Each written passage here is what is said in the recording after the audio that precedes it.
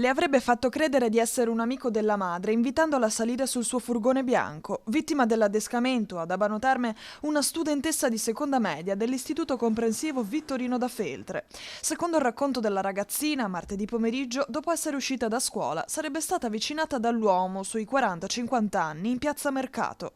Nonostante il rifiuto, il conducente avrebbe continuato ad insistere. Fortunatamente proprio in quel momento è arrivata la nonna, facendolo scappare. Immediata la segnalazione della madre alle forze dell'ordine, che si sono subito messe sulle tracce dell'uomo. Stiamo seguendo da vicino proprio l'evolversi anche delle indagini che stanno compiendo i carabinieri, gli approfondimenti, perché anche nel territorio abbiamo parecchie videosorveglianze e quindi credo che si stia verificando tutto quello che poi è stato segnalato.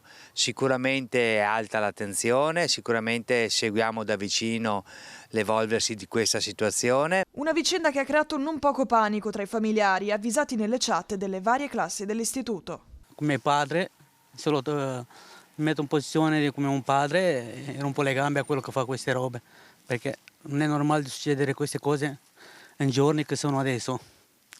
Per quello devo stare anche attenti come genitori, dare un'educazione molto chiara ai figli. Il pensiero c'è sempre, quindi cerco di essere sempre io vicino a lei e poi speriamo insomma, che questa è una cosa passeggera. Io abito qua a 150 metri e quando faccio questa strada, all'inizio la facevo perché dico in mezzo al verde si evita il traffico, potrei venire da qua, abito proprio.